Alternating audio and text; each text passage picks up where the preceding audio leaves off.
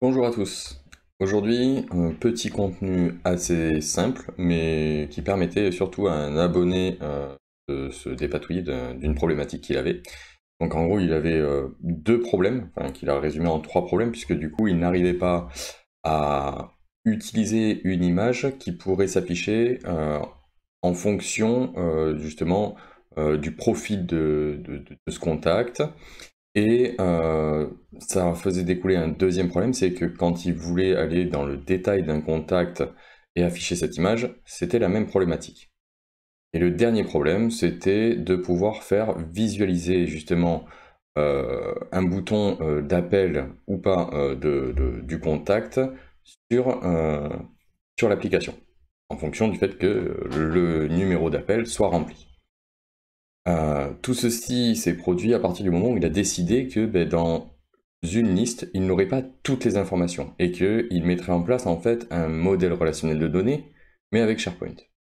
Lorsqu'on fait un modèle relationnel avec SharePoint, il faut penser à créer des colonnes qui vont être des colonnes de Mary Kay et autres que vous pouvez connaître au travers des modèles Meurize et autres systèmes qui puissent exister. Donc, ce que je vous invite à faire, c'est qu'on va basculer donc sur l'application que j'ai commencé à créer. Donc là, voilà. Et là, je vais vous présenter toute la chose qu'il voulait. Et on va ensuite recréer cet écran de manière à ce qu'on puisse voir tous les détails de chaque élément que j'ai ajouté. Donc, la personne voulait que lorsqu'il arrive sur la bibliothèque des contacts, hein, donc c'est une galerie, il puisse avoir des images qui correspondent donc à la fonction ou au profil en fait de l'utilisateur. Donc pour les militaires, j'ai mis une petite icône comme ça, pour les géographes, j'ai mis une icône comme ça, le youtubeur ceci, enfin bon, voilà. Donc comme vous le voyez, dès que j'ai deux contacts qui ont les mêmes fonctions ou profils, je vais avoir la même icône. Il voulait ensuite qu'à partir de là, quand je clique, je puisse basculer sur un écran, en fait, soit un deuxième écran, soit une partie où on pouvait éditer en fait le contact. Alors l'éditer ou le voir, hein, pour le coup, je pense qu'il peut basculer en édition derrière, mais au moins le voir et que ce dernier puisse ramener donc l'image et qu'on puisse aussi avoir le rôle du contact, donc du coup basé dans la deuxième liste. Et toujours avoir les informations du contact qu'il a sélectionné. Donc c'est Oleg Amélie et ainsi de suite. Comme vous voyez, j'ai bien un bouton d'appel ici, puisque du coup je dois avoir un numéro de téléphone qui est rempli sur la fiche contact. Si j'en prends un autre, voilà, c'est là par exemple, Poto Cécile, on n'a pas de numéro de téléphone et donc on ne peut pas appeler, et c'est pour ça qu'on ne voit plus l'icône. Donc on va rebasculer dans le mode de création et on va créer un nouvel écran. Alors, nouvel écran, hop là. Je vais renommer direct écran en contact. Voilà. Je vais revenir sur cet écran parce que je vais quand même gagner un peu de temps dans la création. Je vais prendre ma galerie déjà créée et je vais la coller. Je vais faire de même avec le bandeau que j'avais dans la première appli, histoire que ce soit un peu plus archi, que ce soit plus joli. Et hop là, tac, et CTRL V. Donc comme ça, je me retrouve avec un bandeau propre et ma galerie. Donc dans un premier temps, je vais vous montrer comment on va rajouter cette image proprement. Et donc, c'est tout bête. J'ai rajouté donc une image à l'intérieur du contact, donc on fait insérer. On va dans les médias, et dans les médias, vous avez image. Vous pouvez aussi taper image ici, et automatiquement, vous allez avoir toutes les possibilités où il y a image dedans. Donc on va rajouter une image comme ça, juste pour refaire la manip, et que vous compreniez bien ce qui se passe. C'est tout bête. J'ai donc deux listes. La première qui est la liste utilisateur, qu'on voit ici, et la deuxième qui est la liste complément d'informations. La liste des utilisateurs me ramène certaines informations, et la liste des compléments de contact me ramène d'autres informations. Dans celle qui me ramène d'autres informations, donc la liste des compléments, je vais y stocker du coup une image. Je vais y stocker justement le rôle en fait de ce contact-là et peut-être un nom spécifique, donc là militaire ou géographe, enfin ouais, ce que vous voulez, vous pouvez avoir n'importe quoi. Et je vais me baser sur la colonne ID en fait qui va être créée dans cette liste-là pour pouvoir répertorier en fait dans ma liste utilisateur que l'ID 1 de complément d'information, il va être basé sur l'utilisateur militaire parce que ça correspond, et ainsi de suite. Donc quand vous créez vos utilisateurs, il faudra choisir militaire et automatiquement il vous mettra le chiffre, enfin l'ID de l'élément dans la partie complément et vous pourrez faire un lien automatiquement derrière. Donc, je vais écrire la formule que vous avez déjà vue, c'est un lookup. Et là, je vais lui dire d'aller dans la liste des compléments contacts. Et je vais lui dire que l'ID de la liste complément contact est égal à thisItem.function underscore ID. Lorsque je vais fermer ça, il ne va pas être content parce que je ne vais pas donner la colonne en question. Donc vous pouvez soit le mettre au travers d'un point virgule ici et choisir la colonne correspondante, donc là dans mon cas c'est image, mais vous pouvez aussi utiliser la fonction lookup de cette manière-là. Je vais enlever ceci, on met un point et on remet l'image à la fin. Ça fonctionne identiquement, vous pouvez faire comme vous le souhaitez, c'est vous qui verrez l'utilité en fait de l'écrire dans un sens ou dans l'autre. Comprenez mieux comme ça, il faut s'imaginer que le lookup vous me permet d'être la source, enfin l'élément qui va être sélectionné, et que derrière le point, vous mettrez la colonne que vous voulez faire afficher la donnée. Donc je vais le supprimer puisque du coup c'est le même, hein. J'ai la même formule, vous voyez, enfin bon, j'avais laissé le point virgule à l'intérieur, mais voilà. On va maintenant ajouter le formulaire, puisque du coup, on va avoir besoin d'un formulaire, et on va vouloir que ce formulaire, on le paramètre complètement. Donc insérer un formulaire.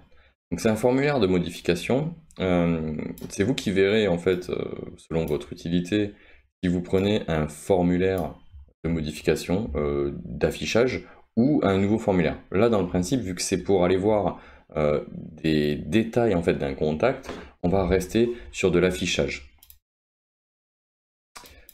S'il veut bien que je clique sur le mode par défaut, il veut pas, alors on va l'écrire. Hein. Des fois c'est un peu réticent, voilà, view.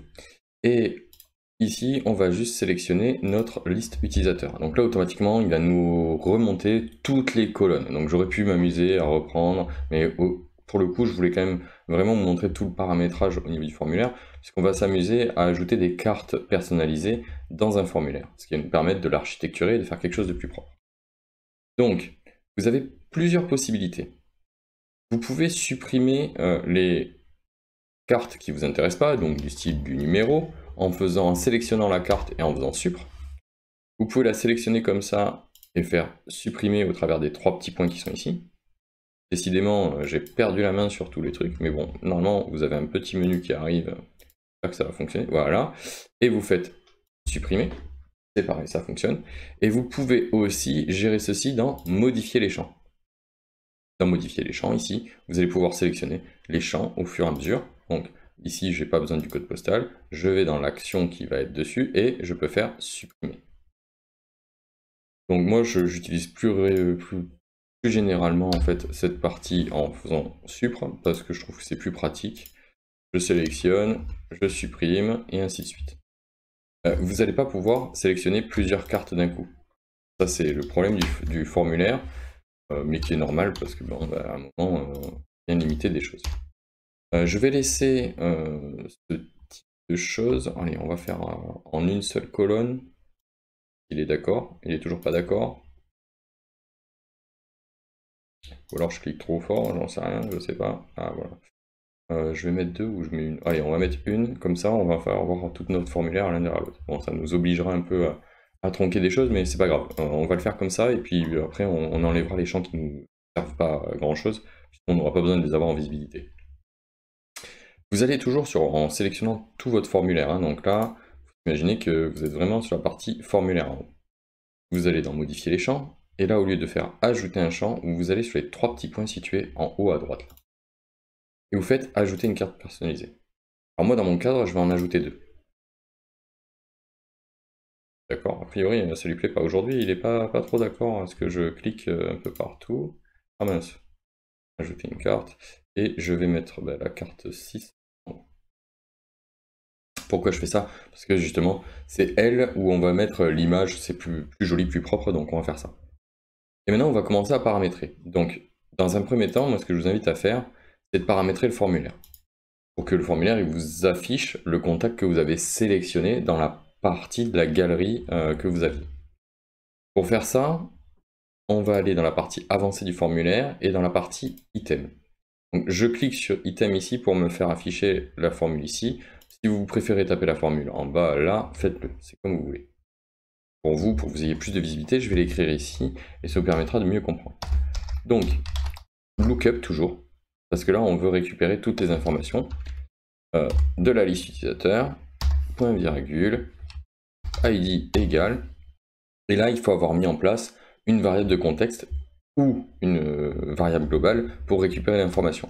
Vous pouvez aussi vous baser aux galeries, donc là, ma galerie, elle s'appelle combien 1 underscore 2 .selected.id. On aurait pu très bien mettre juste galerie selected au lieu de faire le lookup. C'est pour ça qu'en fait je vais pas utiliser ceci. Je vais utiliser une variable, je crois que j'ai UCID mode que j'avais préparé, voilà, et je vais fermer. Je vais paramétrer ceci, donc on va faire un truc. Hop là. Décaler sur la gauche de 600. 550. Voilà. Et donc ce bouton-là, je vais y mettre un update context. Cet update context va me permettre donc de créer ma variable idMode qui va me permettre de récupérer l'ID en fait de la personne que j'ai sélectionnée pour pouvoir le travailler dans le formulaire que nous avons ici sur la droite. UC attente, donc je le mettrai aussi, on va le faire, c'est un petit temps d'attente pour charger les photos. Il y a des fois où vous aurez des petites latences à voir afficher les photos, on va voir, au pire je le mettrai pas, mais ça c'était prévu dans l'autre partie parce que je m'étais rendu compte que j'avais une petite erreur. Et UC Selected True, c'est qu'on aurait pu s'amuser, et c'est ce que j'ai pas fait, donc on va le faire là au cas où, c'est de s'amuser à mettre peut-être en grisé la partie ou mettre un cadre tout autour pour que on voit que c'est cet élément qui est sélectionné. Alors, je vais le mettre vraiment au premier plan. Et ici, border de OK. Très bien. Et bien, on va lui.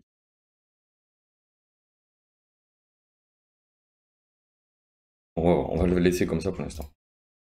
Donc, maintenant, si je sélectionne ici un élément, on voit bien que on récupère les informations de ce contact-là. Donc, on va insérer encore une fois une image. Cette image, alors on peut s'imaginer qu'on va la mettre ici. On va faire différemment que j'ai fait partie, histoire que ça soit plus sympa. Et on va utiliser le même principe que sur cette partie-là. Hein. C'est-à-dire que ici, quand je reprends mon image, on pourrait copier-coller presque l'information.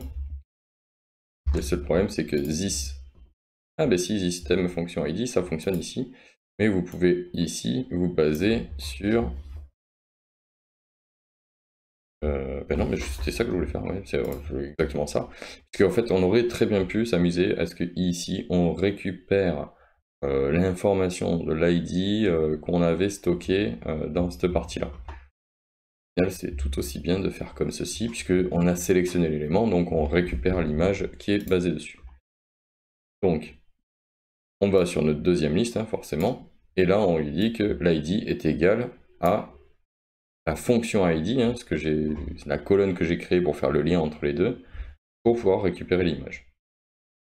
Et ici, on va faire pareil, on va rajouter une étiquette de texte, hop là, qu'on va mettre comme ça ici, c'est-à-dire qu'on la met un peu en assez gros, si jamais il y avait beaucoup de texte, on ne sait pas. Et je vais coller la même fonction, d'accord? Et par contre, là, je ne vais pas récupérer l'image, mais je vais récupérer le rôle, parce que je veux afficher le rôle de cette personne-là. Donc là, jusque-là, ça prend déjà un peu forme. On a la carte avec l'image qui s'affiche. On a le rôle de la personne qu'on voulait voir. Et donc, on va pouvoir partir sur l'autre partie. Ce que je vais faire, c'est que je vais cacher ceci et peut-être même d'autres trucs. On n'a pas besoin de tout avoir, hein. Là, on va pas s'embêter. On va le garder là, comme ça, au cas où tout à l'heure, je leur montrerai. Ah, et ici, on va remonter notre petite carte, data card là. La mauvaise. Pas très grave. De manière à ce qu'on puisse insérer notre icône d'appel. Donc pour insérer notre icône d'appel, hein, pareil, hein, ici, alors moi j'aime bien passer par la partie recherchée. J'insère mon icône. Ici, vous la définissez comme vous le souhaitez. Alors vous pouvez dire que vous voulez que la personne ait de cliquer partout pour accéder au bouton. Je vais quand même y rajouter une petite marge en haut et une toute petite en bas. De manière à ce que le téléphone ne soit pas non plus gigantesque. Mais bon, il est déjà très énorme, c'est pas très grave. Le principe, c'est justement maintenant de voir si cette icône, elle peut s'afficher dans certains cas et ne pas s'afficher dans d'autres. D'ailleurs, on va faire ça. Je vais cacher la ville, on s'en fiche. Et je vais cacher la profession, on s'en fiche aussi. Et par contre, je vais réafficher la partie téléphone. Voilà. Donc, on voit bien que le téléphone est présent, le bouton est présent. Bon, là, j'ai envie de vous dire, j'ai rien paramétré. Donc, forcément, si je bascule sur un contact où il n'y a pas de numéro de téléphone, voilà, eh ben, j'ai toujours le bouton. Donc là, c'est pas propre, on va avoir des soucis vis-à-vis de ça. On va peut-être enlever le message, hein, il va arrêter de nous embêter. Donc on va se mettre sur la partie visuelle de l'icône, donc en cliquant ici ou alors en allant chercher par là. Et ici, on va lui dire que automatiquement, ce sera l'inverse de isBlank. Donc s'il n'est pas blanc, on l'affiche, sinon on l'affiche pas. Et on va lui mettre this item point. Je crois que je l'appelais téléphone, je sais plus. À tel. Voilà, et on ferme. Et comme on le voit, là, on n'a plus l'icône. Ouais, mais est-ce que ça fonctionne pour les autres? Bien évidemment. Une fois que le numéro de téléphone est là, vu que la colonne, enfin l'élément de la colonne n'est pas vide, il nous l'affiche.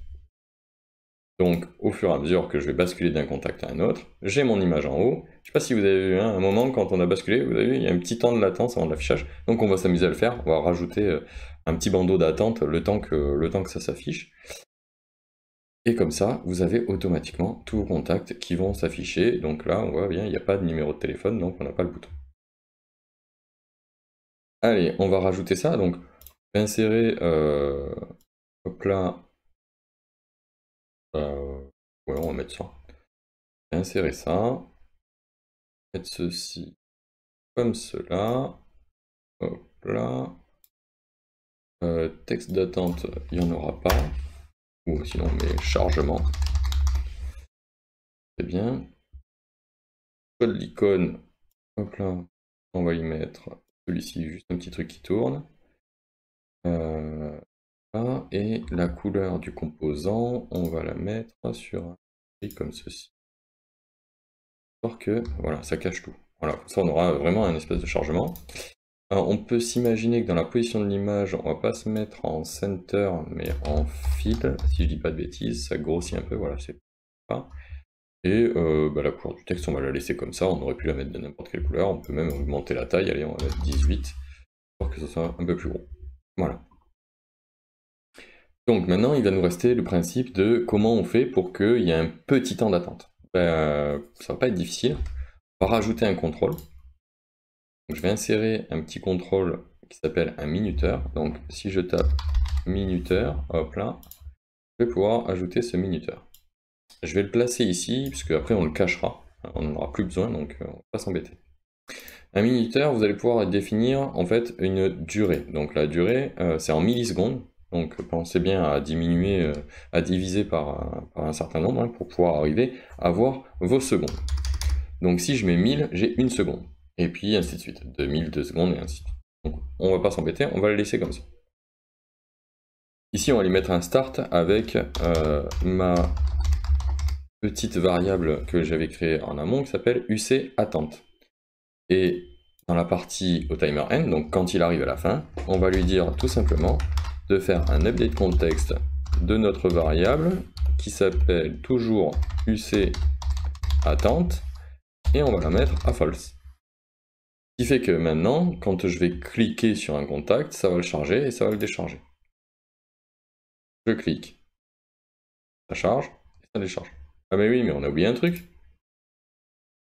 Si je mets pas sur ce contrôle, donc cette attente, le fait que il est visible que quand UC attente est présent, ça fonctionnera pas. Hop là, je me mets ici, je vais aller cliquer sur contact, j'ai mon petit chargement, la seconde est terminée, j'affiche mon contact. Hop là. Et comme ça, vous avez un petit décalage. Alors j'ai l'impression quand même que c'est pas assez. Bon après, vous pouvez voir pour l'ajuster, pour que ça soit fonctionnel. Et oui, ça fonctionne sur celui-là, et celui-là, c'est un peu lourd, je crois. Ah, c'est bon. C'est bon, c'est bon. Allez, on peut le laisser comme ça. Donc maintenant, vous n'avez plus qu'à faire un petit cachet, et vous avez la possibilité de sélectionner un contact, de le charger, et d'avoir les informations qui sont basées sur une autre liste. Donc, je vais vous montrer au niveau SharePoint. Au niveau SharePoint, j'ai créé donc une colonne fonction ID ici, que j'ai remplie en fonction justement de ce qui correspondait. Et du coup, on bascule sur l'autre liste. Dans la liste complément contact, les ID qui sont ici sont mis dans fonction ID. Ce qui fait que automatiquement, il peut aller me récupérer les informations qui sont là. Donc l'image, le rôle, enfin voilà. Vous pouvez vous imaginer avoir plusieurs colonnes en plus. Hein.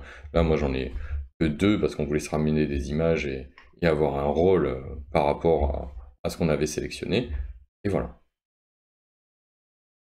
Et donc j'espère que ce petit tuto vous aura aidé, vous permettra d'avancer un peu plus dans vos conceptions et surtout peut-être vous faire voir les basiques pour certains qui sont peut-être un peu avancés et pour ceux qui ont un peu plus de difficultés, que je vous aurai débloqué. Allez, je vous souhaite à tous une bonne journée et puis je vous dis à bientôt.